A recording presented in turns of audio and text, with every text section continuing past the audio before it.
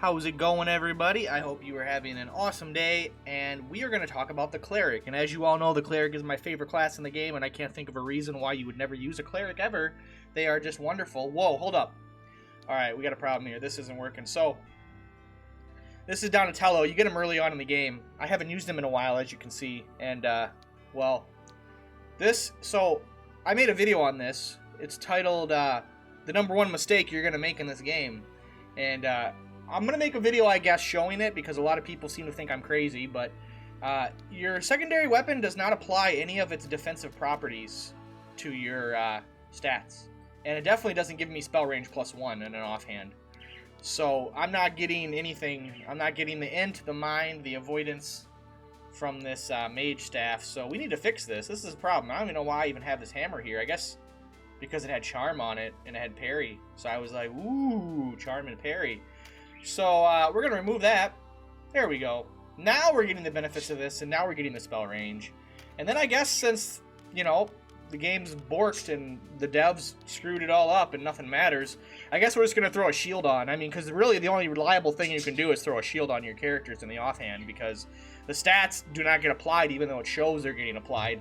And if any of you guys want to test it, the best way to test it is to go into a training battle, bring that unit by itself, or just a couple units, smack something, like use like a warlock and use like a spell, look at the damage, get like 2 or 3 samples, re-equip it, you know, unequip it and see if the damage is the same or within the range, and you'll see that, you know, your int actually isn't up by 20, so you should, you know, a 20 increase of int should really increase your damage. But anyway, that's a whole other thing.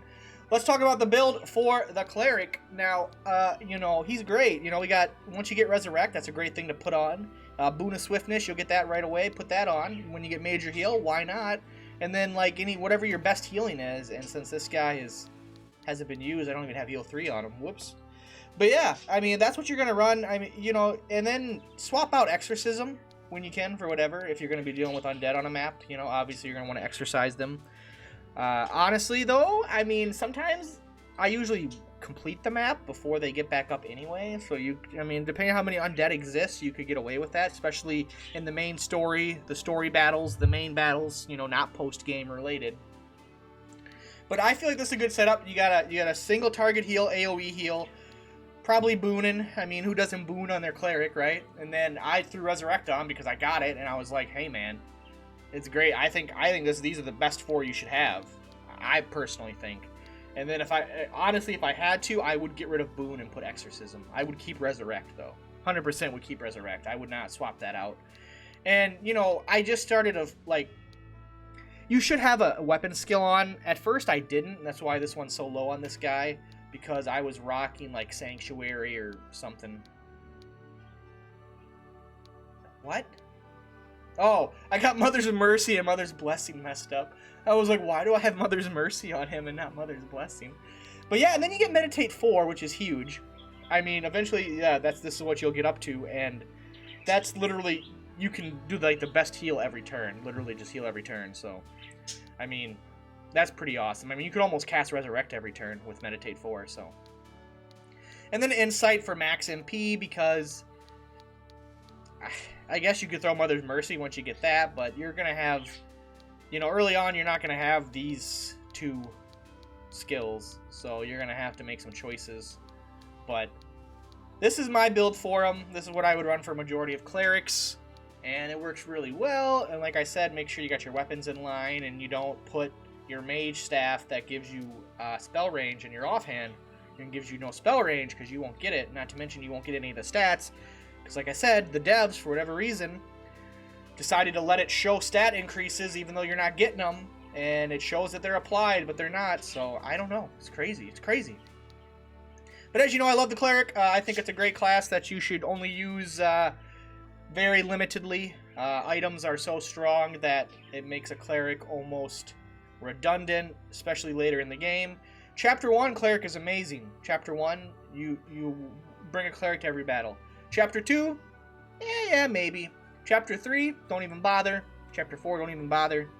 Bring your items. When I have items that heal for 50% RT, you know, I mean, 50% RT. 50% HP, and then, you know, you get 75 and 100%.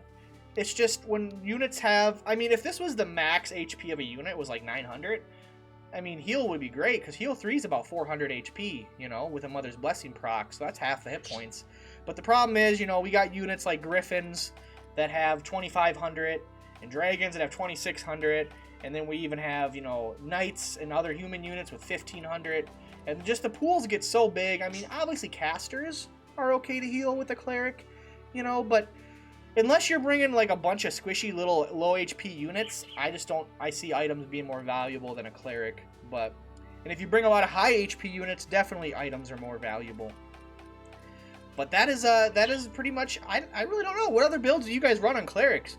I mean, I guess you could swap out the Cudgel for something, but why would you? Because you want your spell range, you know? Why would you want a hammer over a Cudgel?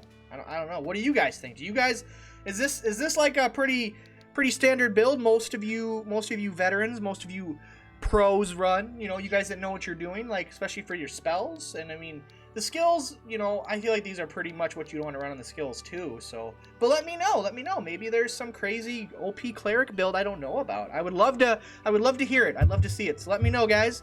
Thank you all so much for watching. I appreciate it. Thank you for all the love and support, and I hope to see you guys in the next one. Until then, later, guys. Peace.